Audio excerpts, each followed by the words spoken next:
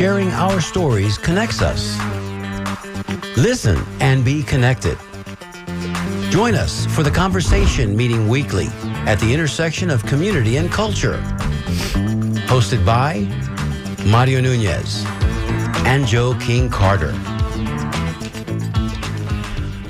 And here we go. If it's Wednesday and it's noon, you know that can mean one thing and one thing only. It's the conversation on WMNF 88.5 Tampa. We're so grateful that you're there listening today.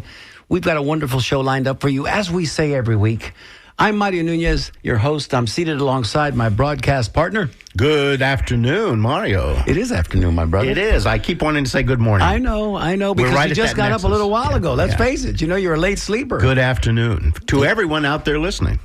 And thank you for being there. So, King, yes. How was your week, Joe King Carter? Oh, well, it was an interesting week for sure, as it always is. I would like to bring to the attention of those listening that we had a loss in our community here in the last week, in that a gentleman named Rafael Martinez Ibor. Not bad for a boy from Bradenton. Not bad. Passed at the tender age of 95. Led a remarkably good life and is a great guy. So this is as far as we can determine, the last remaining descendant. Direct descendant, correct? Direct descendant of Vicente Martinez Ibor, who was the Spaniard industrialist who turned Tampa around in 1885 and changed the world for thousands and thousands of immigrants who came here.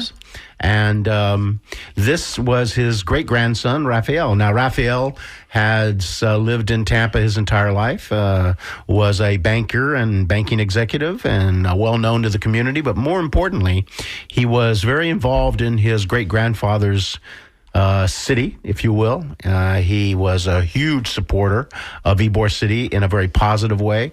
He was a great activist in keeping his great-grandfather's legacy alive. And he was, above all, and I think you'll hear this from everybody who knew Rafael, he was sort of the complete and perfect gentleman. He was a kind soul. A very kind and intelligent man, tall and lean in a kind of Jimmy Stewart-esque kind of way. And carried himself that way. And he was just a very sweet man. And it saddens me that he is no longer with us. He's for the ages now. Condolences to everyone who knew and loved Don Rafael. And one of the big regrets I have is that I pursued him a little bit late. Yes. For the Tampa Native show, because at the time that I was pursuing him to come on the show and interview with me so that we could capture that story from his lips, and for posterity, his wife was ill. Mm-hmm. So he couldn't leave her side.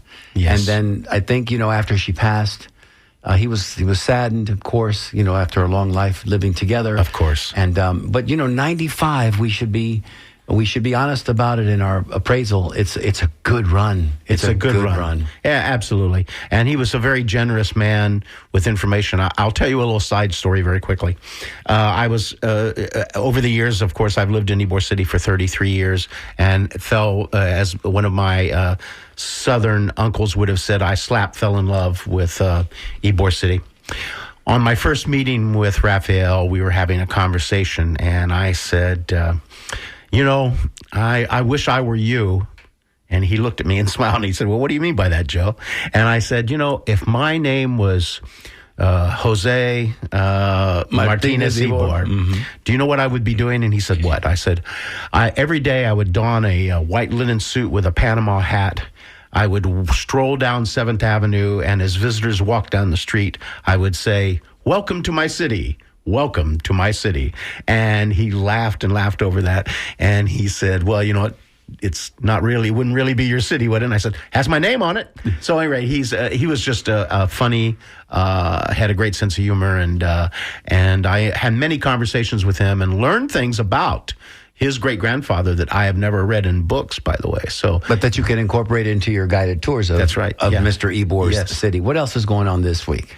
Or went on last week, I should say. Yes. Well, also what's going on is that we are in our fundraising drive. Come on now. Let's talk a little bit about that. Let's talk about that. And let me just plant the seed in the minds of our audience this afternoon is that I think that technically we are the baby here at probably one of the newer shows. We're one of the newest shows, and we're babies, and baby needs a new pair of shoes. Yes, and so we need to let the community know that we're asking for money, and we're going to be asking for money. And today, if you would like to donate to our show, please do, because we want to stay here. We're doing something a little different than the other public forum shows, and we're getting more into personal narratives and culture, and we hope that we can fill this this space for a long time. We've got some wonderful gifts and items that will be available for donations. Our official fundraising show will be next week. So this week we're priming the pump a little bit and letting you know that next week we'll be asking, but you don't have to wait until next week. If you feel like you want to make that donation now, you certainly can. You go to WMNF.org. You seek out the conversation, which I don't know who came up with the name for a show, but it is a wonderful name for a show. And forevermore, whenever I hear somebody saying, "Oh, hey man, if you'd like to join the conversation," I immediately stop them and go, "What a great name for a podcast." Well, conversations are important. And by the way, this is the greatest little radio station in the world and on earth. And please, we're doing something here that you cannot find anywhere else and you cannot buy anywhere else. And if you are listening, please be giving. Radioactive since 1979. We're in our 45th year. Correct. And the gifts this year are kind of slanted towards that. Everything has to do with 45, the number 45. And we'll get into a lot of that coming up next week, certainly more in depth. Today, we'd like to introduce you to our guest of honor. He's not in studio with us. We regret that, but he's going to be joining us on telephone here in just a couple of minutes. His name, for those of you that are local and graduated around 1975 or so, might remember a gentleman by the name of Manny Mendoza. Manny Mendoza. Manny kind of spent a lot of his formative years here in Tampa. Some in Miami as well. His early years, he'll tell us in just a few minutes, were spent in the Maryland, Virginia area, where his father was attending Johns Hopkins University. And Manny's got an interesting tale to tell. Has been a professional journalist his entire career after graduating from the University of Florida School of Journalism. And let me see if I can bring him on with us currently. Manny Mendoza, you got a copy on me there, good buddy? I copy you clearly. Breaker 19. How's everything going, Manny? It's going good, man. I'm fed and showered, and feeling good. Got a little smell them in your hair. We're so glad you're showered. By the way, there you go. Manny, sorry you couldn't be in studio with us, but listen, next time you come around. And we know you make your residence in Dallas these days. Next time you come around, we'll have you in studio so you can go eyeball to eyeball with us. And you can meet my partner in crime here, Joe King Carter, who you guys have a lot in common together, both big-brained individuals. Oh, wow. There you go. I'm flattered. There you go. Yeah. So, Manny, thanks so much for being with us today. I know Joe's been chomping at the bit to ask you a few questions. What we'll do is we'll find out who Manny Mendoza is, a little bit about his history, and then we'll delve into your professional career. How's that sound? Sounds good. Well, let's start there. Good afternoon, Manny. Personally, for me, Joe, I want to say thank you for being here. Now, let's talk a little bit. What we do on this show is we like to unpack sort of personal narratives first, and then if we go to a topic, we do. And so let's talk a little. It's kind of like, remember, This Is Your Life? Yeah, Ralph Edwards. Yeah, it's Ralph Edwards time. We don't have a gift book for you, though, Manny. We don't have that. And your second grade teacher is not going to come in and surprise you. Talk about dating yourself on that one, Ralph Edwards. So let's talk a little bit about, Manny, how you started out in the world, where you grew up, and who your parents are, and that sort of thing.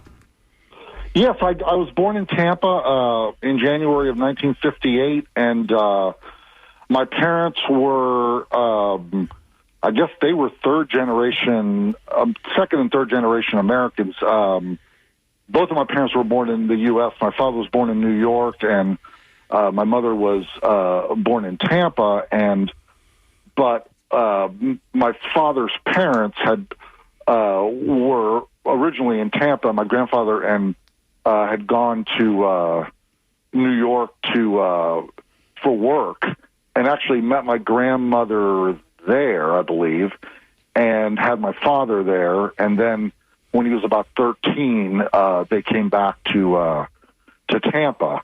My mother was born in Tampa, and her parents, one of them, just like on my father's side, one of them had immigrated from Cuba in the 1920s, and the other one was born in Tampa. So, the joke in the family is that we came over on the Cuban Mayflower. I see. So I mean, for instance, my great grandfather on my father's side was a lector in Cuba at the cigar factories. For people who don't know, these are people that were actually hired by the cigar workers themselves to read to them everything from the newspaper to novels. And what happened in the late 1800s is that the U.S. Started charging tariffs to the cigar companies. So instead of paying the tariff, a lot of them moved to the U.S. initially, I believe, Key West, and then eventually Ybor City. And so my great-grandfather came to the U.S., to continue to be able to work in the cigar factories. And Manny, is this a good opportunity, since you're mentioning family, and since you mentioned your great-grandfather, who was a lector? Let's go ahead and just full disclosure for those people that already know and they're going, that's his cousin, that's his cousin. We share that common antecedent because Manuel Mendoza, who was the lector in the cigar factories, was my great-grandfather as well. In fact, your grandfather, who you just mentioned, and my grandmother were brother and sister. So that's how we came to be cousins, third cousins. I don't know how that works, Manny. Perhaps you can investigate that and report back. Is it second cousin once removed? Is it third cousin? I don't even know how that works. Yeah, I don't know, but I have some first cousins, but after that, yeah, I only have third and fourth cousins, which I don't know. I used to think we were fourth cousins, but maybe we're third. Well, and I used to think you were Manuel G. Mendoza the fourth, but you're telling me you're the fifth. So, but that's for another day and another show. Absolutely. Yeah, exactly. So you're a little guy now. You're a little guy. You're born here in Tampa, 1958 January. Pick it up from there and speed it along. So I initially grew up in Tampa, and then when I was 4 or 5, my father got a Woodrow Wilson Fellowship and used it to attend the famed School of International Studies at Johns Hopkins, and went on to become a college professor. So I had done first grade in the D.C. area, and when we came back to Florida after his schooling, he got a job at Miami-Dade, then called Miami-Dade Community College in Miami. So we moved to Miami, and I did the rest of elementary school in Miami. And then right before junior high, my mother moved us back to Tampa, and I ended up going to junior high and high school in Tampa and graduating from Jefferson in 1975. Go Dragons. Yeah, and that is where my journalism career began. And it's just funny how you end up picking what you want to do. Mine was, in a way, kind of a lucky thing, because the only reason I even got interested is that our friend Lou Garcia started writing sports for the Independent Pen, which was a newspaper at Jefferson. And I saw his byline in the paper, and my thought was not, I want to do what he did, was like, I want to see my name in the paper too. So, of course you did. So I ended up approaching the journalism advisor. I ended up, my first story was an interview with the principal of Jefferson, and it was on the front of the Independent Pen. And then I just realized that it kind of fit my personality. I like to say, I like to bother people. I like to go into rooms that I maybe wouldn't necessarily belong in if I didn't have, the journalism angle.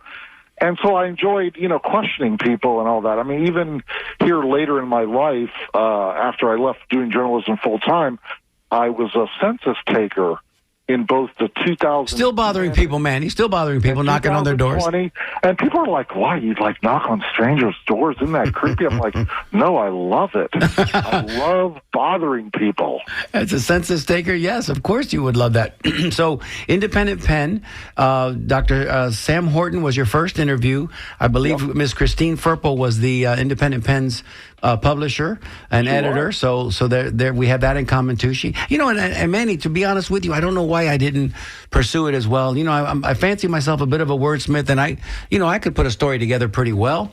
But I didn't think about following in your footsteps and in Lou's footsteps, and maybe my junior and senior year picking up on covering sports or I guess I didn't have time to sit down and I had good typing skills. Manny, when did you learn to type?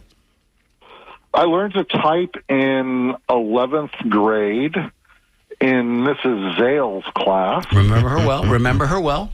I love Mrs. Zale. In fact, Mrs. Zale and I hit it off so well that... You dated? No, we didn't date. But I mean, hey, anything was possible, Manny. It was the 70s. If we had dated, we wouldn't have been the only teacher. There you go, Manny. Now we're at Jefferson High, but that's also for another show. Another show, yeah. That's a different show, probably maybe on a different station. But anyway, yeah, it's called The Inappropriate Show. But go ahead. It'll be the late show. The late show. But I ended up you could take a class either later that year or maybe the first semester of my senior year. I was her assistant, and I got a credit, for being there. So I don't even remember what I did, but passed out papers, picked up papers. I got a credit of whatever. I don't think I was helping her grade. I don't know what I was doing, but anyway. And she was really cool. I really loved her, and it was fun. So I learned to type in 11th grade, and that obviously has been an important skill in my career. Tremendous skill. And, you learned on the IBM Selectric, which is pretty fascinating because at the time that I took typing in 7th grade, we were still, on the Corona manual where you had to really bang the keys real hard, change the ribbons, and use the eraser with the brush. Talk about prehistoric times. So, Manny, I know you two for a long time. I'm sure Joe's got this question on his mind. Well, where did this take you? Where did this skill? Well, you graduated Jefferson. You went to the University of Florida. Go Gators! And you had a good time in Florida, did you, Manny? Oh, I loved it, man. I loved being in Gainesville. I had a lot of fun there.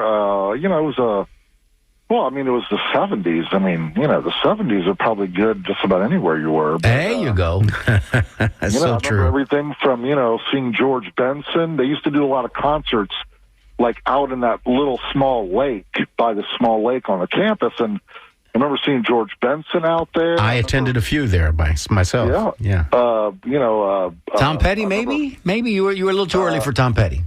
No, he was already around, but I don't know that he was that well known. I don't think I ever saw him. But the other weird one was the writer Hunter S. Thompson.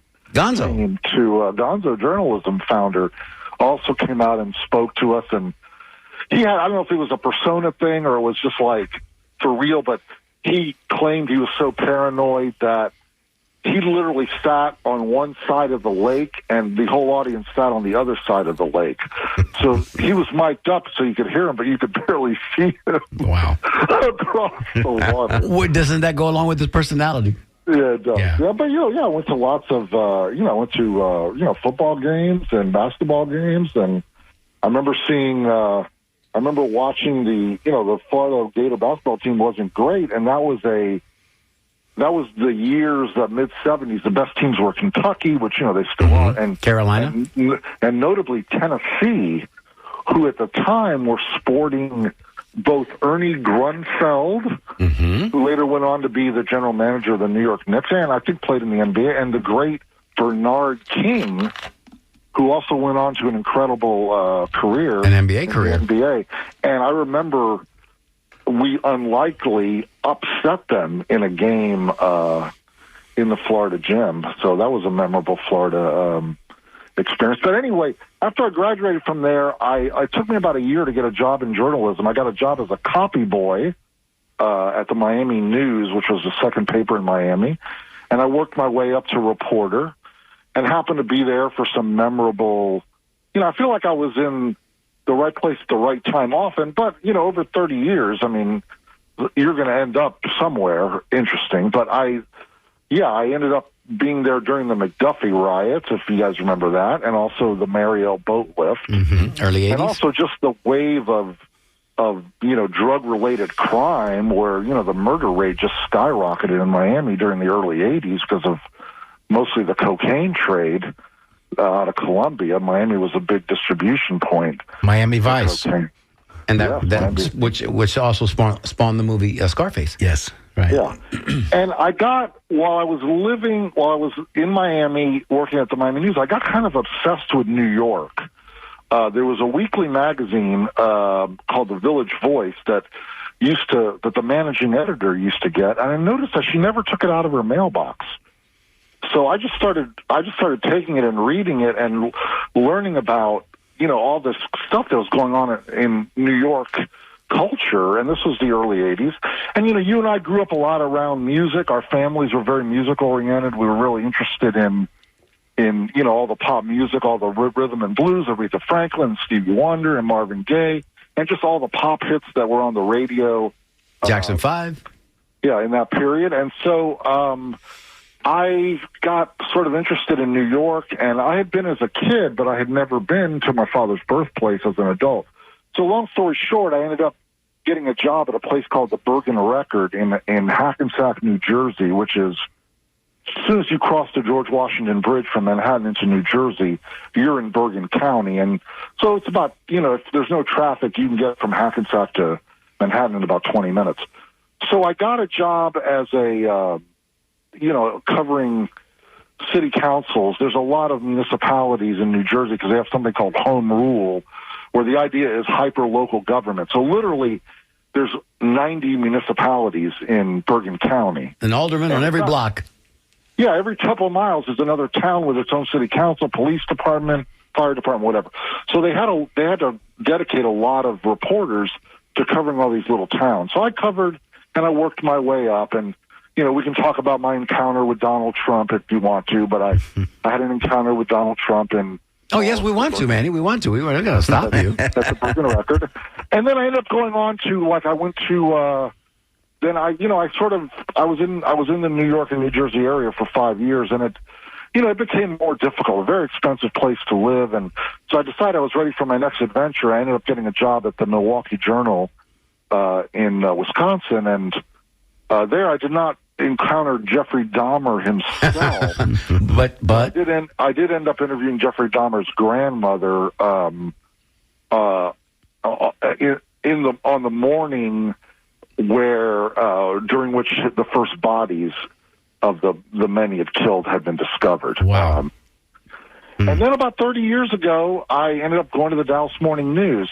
Throughout my career as a news reporter, I was always interested in culture, having grown up around music, and I got interested in theater and other parts of the arts world. And I always kind of wrote about music on the side, and I got the opportunity in 1992 to apply for the pop music critic job at the Dallas Morning News. I got that job, moved to Dallas, and I've been living there ever since. My career morphed. I did music for a couple of years, and ended up writing about TV for about a decade, and eventually took a buyout in 2006 and left the paper because this is when the internet was starting to make journalism not financially viable because people no longer had to take out these expensive ads in the newspaper. They could advertise on the internet a lot cheaper, and this sort of killed the newspaper business. So the paper was looking to let about 100 journalists go in 2006. So I took a buyout, did some other things, made a film about the demise of journalism. Manny, we'd like to drill down on that documentary that you were award-winning documentary that you were a part of, because you had some interesting interviews in the course of the research for that piece. We'll be right back to talk to you more about that after this. You're listening to The Conversation with Mario Nunez and Joe King Carter on WMNF 88.5 Tampa. And if you'd like to join the conversation, what a great name for a podcast. You can call us at 813-239-9663. You can text us also, 813-433-0885. Emails always welcomed. That's DJ@WMNF.org. org. So yeah, Manny, and you know, as I was mobile in the same time period that you were bouncing around from Miami to New York, Milwaukee, and ultimately to Dallas, you know, I was able to visit you in each of those locations because of my, my chosen career path with the airlines. So I remember seeing you in New York, visiting you in New York, and seeing your apartment and wondering aloud, Manny, how do you live in a space so small? And the response to you was, this is all I can afford, because New York was what it was. And then in Milwaukee as well. And then when you were in Dallas, well, we lived in Dallas as well. So, you know, we've always been kind of in each other's orbit, which is great because, you know, we're cousins. I thought that was a lot of fun. Yeah, it was. It was great. I enjoyed moving around. I'm kind of surprised I ended up in Dallas for this long because my pattern was to move every few years. And I did. I came close to getting a job in Portland at one time, but didn't get it. I actually turned down jobs in Orlando and Seattle over the course of my career. But I've settled in Dallas. I really like it there. I now, after doing some other things, including I did public relations for a children's hospital for about 6 years after I left the paper. And then I decided to leave there about 8 years ago and started back freelancing for the paper and for some other publications. And now, basically, I'm semi-retired. I got my Social Security, and I'm work part-time as the theater and dance critic for my old paper, the Dallas Morning News. Still enjoy my time in Dallas. It's a little bit rough in the summer because, you know, as I'm away from there, lately doing some traveling, it's like in the hundreds there. Like, it's not usual for it to be 104, 105, 106 degrees, wow, for days on end. Mm-hmm. But wherever you want to jump in, I mean, if you want to talk about the film, if you want to talk about my time if you want to talk about my meeting with Trump, Dahmer's grandmother, whatever. Well, all of it is incredibly interesting. And as you're talking, I'm sending little eye signals in the studio to King sitting right next to me, because we have been talking about doing something maybe once a month in the next 6 months to a year, and we're considering calling it going rogue, which is to say maybe the fourth week of the month we come in with topics undiscussed, unrehearsed, and we do kind of a stream of consciousness and involve the community so they can call us and we can exchange ideas on those topics. Mm-hmm. But one of the shows we want to do soon, very soon, because we're all children from the same era, the television era, early TV, 60s and 70s, let's say, late 50s, but we were born in 58, so maybe 60s and 70s, is a show that drills down on all those wonderful, amazing television shows that we grew up with. I think, Manny, with your unique history and having to cover that industry for a great period of time, having lived through it, that might be a great conversation between the three of us to have. So put that on your radar. You can always call in to do that show if you're not here with us. Did you have something for him, King? Well, I'm certainly... Are you getting a picture of who my cousin is? Oh, right absolutely. Now? No, I get it. Pretty eclectic. Manny has been out there, and I think that my way of relating to this is that I was on the school newspaper, and I was this art kid. I'm a visual artist, but I thought about journalism for a career at one point because I love to write, and I'm not bad at it. And I had a byline in the newspaper, a column that was called Art-O-Facts. Mario, I thought you'd find that. Art-O-Facts. Oh, wow, okay. Yes. Art -O-Facts. It was pretty corny. But, and by the way, I was covering art in my community, which did not exist for the most part. So, Bradentown. But there was a moment in time where I thought about journalism, and I thought it would be fun to go on and become a reporter, because there's something about it that's very exciting. And as an artist is, any artist who makes something that they produce, the life of a writer, and I'd be interested in what you think about this, Manny, the life of a writer is strangely kind of lonely. In other words, it's something you do by yourself alone completely. And then in the case of being a reporter, then you have to interface with the public in doing your research and stuff. Do you sort of see writing as something now with all this? Is it a solitary kind of activity for you, Manny? Well, for most of my career, it wasn't, because I was in newsrooms, with hundreds of people. And one of the things... Deadlines? Yeah, now it's a lonely existence, but back then you were sitting among a lot of other people, and back in that era, it wasn't cubicles, it was, desk up against desk, and so you were in a very open environment, and I think a lot of the thing that made newspaper writing for a newspaper great was that we could all bounce ideas off of each other, and, some of my best story ideas came about because the guy sitting next to me and I would start talking about something and I would get an idea. Now I primarily, work out of my office in my house.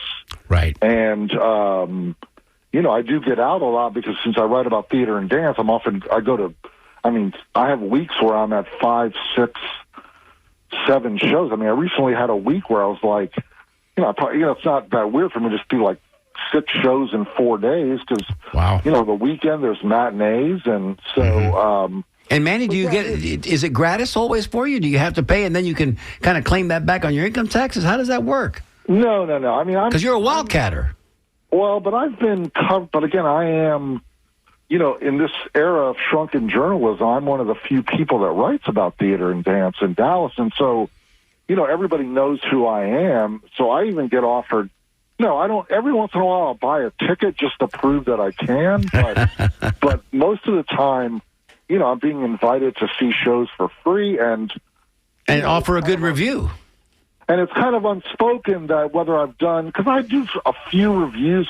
My specialty is like I interview somebody the way you're interviewing me now, and then I write a story based on our conversation where I'm trying to help the public understand who this person is and what this play or performance that they might go see is all about. So, like, there's, I'm even, at the moment, like, I'm having an interview scheduled tomorrow with a playwright who is, a play of hers is being produced in Dallas, opening in a couple of weeks, and I'll interview her, and she'll tell me all about why she wrote that play and why she's a playwright and, what the ideas are behind her work, and then I'll whip that up into a feature story, and then that'll run in the Sunday Arts section here in a couple of weeks. So your role is not to be a critic.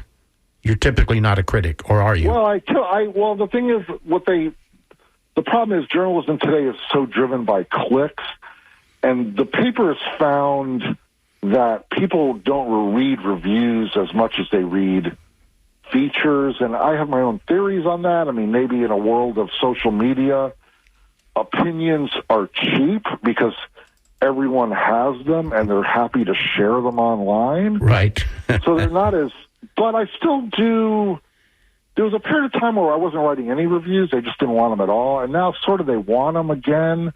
So I'll do maybe about a third of the stories I do are reviews. So yeah, I go out and criticize things, and, I might, if I don't like the play, I'll say so. If I don't like the performances, if everybody's good except that one actor, she looked like she was in the wrong room. I might not say it that way, but I will. Yeah, you know what? No one gets upset.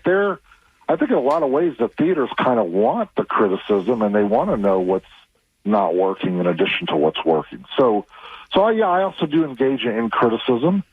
And over the years of my freelancing, I've written about every art form. I've written about stuff I don't even really I shouldn't have even been writing about. But I used to do for a little period of time during my freelance period in the early aughts when I was even reviewing visual art, even though I have no training in it. The secret to writing about things is just like if you put yourself in front of something and look at it and describe it. Half the battle is just tell people what it looks like. Right. It's not rocket science. Right. So, right. Manny, let me jump in real quick because I've got an email here that I want to acknowledge. Dean in Citrus Park, he sends us an email as we were talking about those manual typewriters and the IBM Selectric. He says, I also have a Signature. It's a type of a typewriter, a make of a typewriter, which types in cursive. And he sent us these 2 pictures of these 2 Royal typewriters, probably dated maybe the 80s, maybe a little bit before that. So, and they look in immaculate condition. It looks like he's still banging on them today. So, Dean, thanks so much in Citrus Park for listening. listening and for sharing your information with us. Manny, so questions that come to mind, and listen, we got about 20 minutes left in the show, and I knew this was going to happen, man. It's just the sands of time going through the hourglass. Manny, quick questions. Longest article you've ever written by virtue of words, like, 10,000 words. Most interesting person that you've ever interviewed, and you've interviewed a lot of people, cool people on the red carpet, and you've been to, premieres and openings, and I mean, you get that lanyard, pal. You get that backstage pass. And then maybe the most surprising thing that ever happened to you, like, you expected this guy to be a jerk and he was really nice, or you expected this chick to be off of, her rocker and or to be really mean, and she turned out to be nice. Any one of those questions. Did you say chick? Chick, as in CHICK. Mario's very old school. I am. And I wear it proudly, man. You know what I mean? Okay. Okay, Manny, go. Well, I forget the beginning question, but longest article you've ever written. Longest. So I wrote a very long. Well, I wrote a thing when I had a fellowship at Columbia University for the 97-98 school year. It was a arts journalism fellowship. Arts journalists from all over the country were selected. We went there. Is that when you went to Columbia? Yeah, and you could take classes, and, so I ended up writing a very long article about sort of my approach to TV criticism. But it's hard to say words, but it was probably 5,000 or 6,000 words. I wrote probably, I remember when Bruce Springsteen, there was a period of time when he got rid of the East Street, this is the early 90s, he decided to make a record without his longtime band. He put a different band together. And I didn't even get to talk to him, but I had a lot of opinions about Bruce Springsteen. And so I wrote this really giant, back then we measured in inches, and it was a 90-inch story. And a typical short news story you might read in the paper, might be 15 inches. So this was about 6 times that long. I kind of, traced his career. I had a lot. I've been very fortunate to. I mean, again, I've been around so long. I'm sitting watching TV at night, and any night I'm sitting down to watch TV, it's like someone will come across the screen that I've met. Well, that's pretty cool, man. That's cool. Yeah, when I was covering television, I used to go out to what's called the press tour twice a year to L.A. to see all the new shows, and all the networks would come through the hotel with press conferences all day long. So swag bags. Swag bags, Manny. Because I remember you would come to the house sometimes and you drop off a couple of the things that you didn't want, and I'm thinking, damn, man, you get these all the time. Yeah, I used to do this. I used to do this thing when I was a TV critic. I'd invite friends to my house. I'd have VHS tapes of a lot of the new shows that were coming out, and I would spend a couple hours showing new things to them, and I would give away things from the swag bag. I would have like a, whatever people pick out of a hat or whatever, and I would give away some of the stuff I'd come back with. But, I remember being like with Bryan Cranston at a Fox party when he was on Malcolm in the Middle, and I had arranged to do an interview with them at the party. So when it was like buffet style food. So, we sat at a table, and I ended up talking to him for 20 minutes. But back when I was covering that and music, I mean, the paper sent me to Boston to interview Aerosmith. So I had an interview in a hotel room with 3 of the 5 members of Aerosmith, including Steve Perry and what's his name, the lead singer, Steven Tyler. Steven Tyler. And the thing I remember from that interview the most, these guys were. This was during their comeback in the early '90s, and they were all off drugs. And they were at this really nice hotel, and there was a giant, I don't even want to call it a plate, like a whole big giant thing of fruit. And like watching these guys consume this fruit, I could imagine it was cocaine. And it was almost like these guys' appetite had switched, but they were still very voracious. Yeah, still consuming mass quantities. Probably organic. And I also, they sent me to New York to interview Rod Stewart, and he was surprisingly really nice. And I mean, I spent an hour with him in his hotel suite, and he was very generous with, being very open about his life and his career. And I also, when I was covering TV, I made another trip to New York where I interviewed Howard Stern right when he was switching from having a over-the-air show to Sirius, switching to Sirius. That big contract, right, Manny? Yep, that big contract. So I interviewed him in New York. So, yeah, and if you want to go back to, when I was at the Bergen Record, I was covering a town called Paramus, New Jersey, which used to be called the shopping mall capital of the world because they were all over the place. And I was making my rounds of calls, and I had the police chief on the phone, and he mentioned that Trump was going to propose a new mall in Paramus, to develop a new mall, and that the mayor knew all about it. And so I called the mayor and, did my journalism thing, acted like I knew more than I knew, and he spilled the beans and just told me everything he knew. So it wasn't public yet. It was something in the works. So I called Trump's office. Back then, and it's still true today, you knew who to call. So there was a woman named Norma who was the gatekeeper for Trump. And, we had her number. So I called Norma and told her what I knew, and she put Trump on the phone. And I was only on the phone with him for about a minute, but, he confirmed that he was planning to do this. And so I ended up, writing a story about that. And then about a month or two later, he came to meet with the editorial board of the paper. And so I was invited to sit in on that with my editor. And of course, Trump wasn't thrilled that I had, essentially scooped his announcement. But, Trump being Trump, my editor introduced me to him, and he said, "Oh, the famous Manny Mendoza." How'd that make you feel, Primo? Listen, I've got an email here that they're coming in today.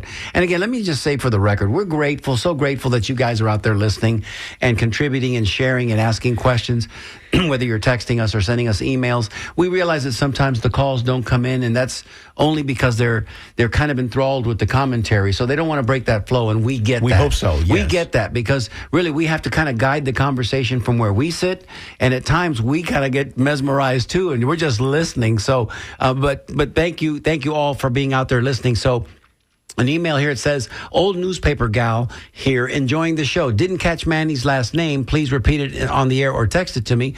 This is thanks. It comes from Mama T.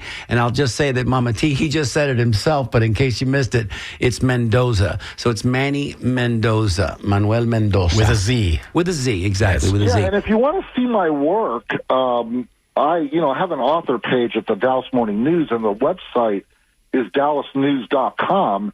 And if you just type in dallasnews.com/Manuel Mendoza, all one word, you'll see all my stories. Now, some of this is behind a paywall, and you may have to subscribe, but at least you can see the list of my work, and they may, some of them may not be member exclusives, but all my theater and dance criticism is on there at dallasnews.com/Manuel Mendoza. And you've done a lot of work, Manny. I mean, you've been hard at it now for, like you say, 30 plus years. Yeah, really. It's like, if you count to this day, 30 years is when I worked for 4 newspapers over the course of almost 30 years, but I've now been a journalist since 1979. So this year is 45 years of journalism. And what a great segue, because as you say 45 years, I'm looking over King's shoulder, and we've got here posted already in preparation for next week our fund drive thank you gifts, which of course we will be offering on next Wednesday's show. And so you started your journalism career, coincidentally, the same year that WMNF started broadcasting here in Tampa. Now that's pretty cool, man. We put that all together. I did not know about MNF, but later on, as an adult visiting here, I learned about MNF, and oh my God, it's a fantastic station. I always listen to it. I've been listening to it on a recent trip to Florida. I was listening to it, and I actually know, I have a friend in Dallas who used to be a DJ at WMNF, and so I've even been there a couple times. I was when I made Stop the Presses, the American newspaper in peril, in 2008. I came to Tampa to show it at the Ybor City Film Festival, and I was on an MNF show to talk about it. And also, I was there another time when my friend David was in town at the same time as me, and we visited Flea during his show, who I believe is still the He's still around? Yes. He's still here. So, yeah, I know Flea. So, I'm very intimately familiar with MNF. There we go. Well, the next time you're in town, promise us you'll make an appearance in studio. We'll give you another tour. It's a fantastic resource. I think it's like, please, send all your spare money to WMNF. Thank you, my brother. And if you'll credit it to the conversation, we'll even approve of it even more. Yeah. So Manny, we've got maybe about 10 minutes left in the show. King, did you have a burning question for Manny? I know you do. I definitely want to get to this film that we've been referring to. Thank you. Yeah. Let's talk about that. Who did you interview on that film, Manny? So we interviewed like over 100 people, but we traveled to 7 or 8 cities. The idea was, when I was getting ready to leave the morning news in 2006, a guy that I had met named Mark Birnbaum, who's a lifelong documentary filmmaker, asked me if I wanted to make a film about what was happening to the newspaper business. And we found a film company in Dallas to put up a little bit of money to pay us a little bit, and so that we had funds to travel. So we went to New York, Philadelphia, and a few other cities. We came to Tampa and Miami, and interviewed people who worked at papers in all those cities, and with the premise that the arrival of the internet, was going to kill the newspaper business. In fact, we weren't even sure, we weren't sure what was going to happen. It was early on in the demise. So we called it Stop the Presses, the American newspaper in peril. But one of the early working titles was Stop the Presses, the death of the American newspaper. Interesting. But we thought in the end that was would be thought of as hyperbole. And so we interviewed everybody from, Walter Cronkite was probably the most famous person we interviewed. But, did he say it, Manny? Did he say it? Did you get him to say it? That's the way it is. No, we did not. Well, that's the way it was. Which one was it? Is or was? Is, right? And unfortunately, this is a little bit, I can't say off the record because we're on the air. We're on the record, yeah. Years have passed.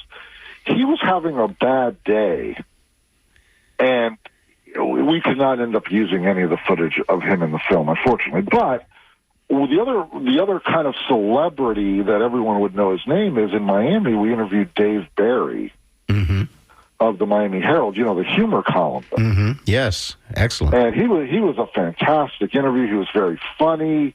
He told great stories about journalism. We interviewed the editor and the managing editor at the time of the Washington Post. Well, we interviewed Ben Bradley. Oh, wow. Who at that point had 60 Minutes, right? The famous guy who was Woodward and Bernstein. That's right. Watergate. During Watergate. So basically, we traveled around the country talking to people about both why journalism was important and what was happening to it, and we put together this 80-minute documentary, which premiered in Dallas in 2008, and then we took it to half a dozen festivals, including this one in Ybor City, and so that was all throughout 2008, and it was a really fun experience. It was something I had never done, but basically, my friend Mark would wield the camera, and I would sit right next to him and next to the camera, and I would ask the questions. And then we spent about 6 or 8 months traveling around filming, and then we spent about another 6 months editing the film at Mark's house, and then release it to the public. I think it's available on YouTube if you, or it might be on not on YouTube. It might be on Vimeo.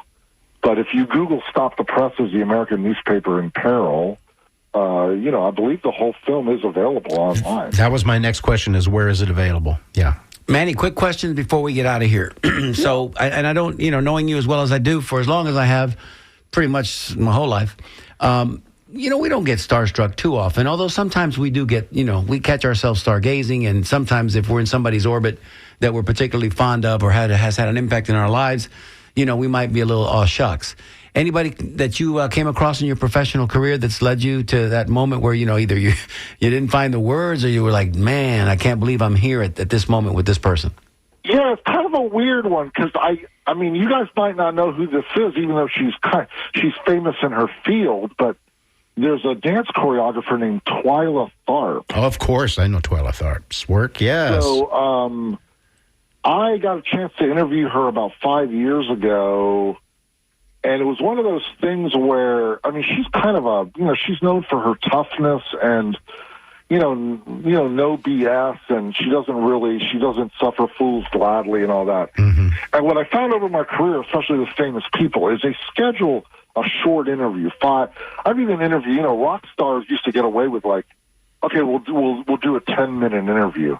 And I've done many of those. But with Twilight, I think it was 15 or 20 minutes. I'm fine. So I get on the phone with her and we start talking. I love her stuff. She's my favorite choreographer. I'd seen a lot of her work when I lived in New York, so I could talk to her about her work. And when the 20 minutes were passed, I'm like, well, this is our time. So, I'm ready to let you go. And she goes, oh, no, let's keep talking. So I ended up talking to her for close to an hour. Wow. How cool, Manny. And one of the weirdest things I remember is at one point, she called me honey. Nice. Now, I'm going to ring a bell on that, man. Affection. Yeah, of course. She felt that comfortable, Manny. You disarmed her. Yeah, I disarmed her. So that's kind of a cool thing. And what's really funny is, so this woman she's 82 now. She's still making new work, and she's bringing a couple of new pieces to Dallas. And I was hoping that I was going to talk to her again, but she decided she wants to answer questions by email. So the other day, I made up a list of questions and sent them over to the people that run the venue where her company is going to be dancing. And so in the next few days here, I'll get some answers. Man, don't give up on that, Manny. Don't give up because, if the conversation went as well as it sounds like it did, she might just remember you and evoke the fact that she called you honey. And who knows, man? She may give you... You never know. She may decide. But problem is that she's in the middle. I think she had more time. I don't think it's so much like she doesn't want to talk to me. I think... No, she had the time. This thing that she's doing, these new pieces, she's already on the road with them. And so... she just may not have a ton of spare time.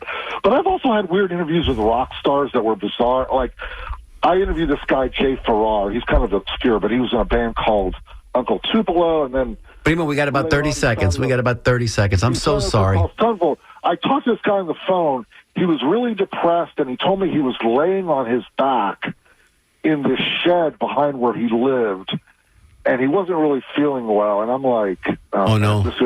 So that killed that story. That didn't happen. Oh, wow. Wow. Manny, let me just say before we let you go, brother, it's been an amazing hour that just evaporated on us. Well, we could have done this in a 3-part series, but we promised to have you back in studio when you come back to town. And thanks for the helping. It's been great fun, Manny. And thanks for the pitch, Manny. Thanks for helping us raise a little bit of funds. King, what's coming next? What do we got? Well, we have the amazing Jim Bannon next door, the governor of groove. He's amazing. Yes, and so please stay tuned and stay with us the rest of the afternoon. Keep it locked on WMNF. Let me just say again, as a gentle reminder, next week we'll be doing our fundraising drive. So collect all your spare coins or write a check or just send us your money because we can money. We need some, We need to hit please. our goal next week. Let me say that with love in our hearts, thank you to the staff that puts this show together. Spaceship for answering our phones. Jessica for always being The present. amazing Jessica. She's always present at the board. We'll see you guys next week. You've been listening to The Conversation on WMNF Tampa.